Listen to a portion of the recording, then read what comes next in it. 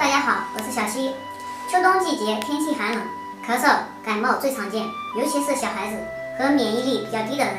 虽然这不是什么大病，但是很难好。今天我就教你几招，不用吃药就能好。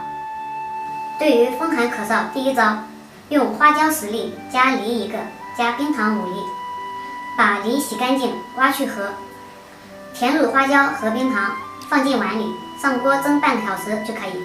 对于风寒咳嗽很有效，还没有副作用，老人孩子都能吃，有的人吃1天就能好。第二招，感冒咳嗽的小方法，取1个白萝卜，洗净去皮，将萝卜切成丁，大小如黄豆一样，将切好的萝卜粒倒入蜂蜜中浸泡2个小时之后，把这种萝卜蜂蜜汁倒出1大汤匙，以温水稀释，1天饮用4到5次，可以起到迅速止咳的作用。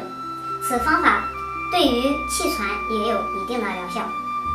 还有就是风寒感冒用红糖和姜，做法呢，姜5片，加上红糖200克，生姜切成5片，可以把它改成丝。锅中加入2碗水，倒入姜片和红糖，煮沸后冷却到合适的温度，趁热喝，连续喝2到3次，风寒感冒就好的差不多了，比吃药强多了，还没有什么副作用。晚上喝呢，效果会更好。好了，今天就说这么多。观看更多精彩内容，请关注我们，下期见。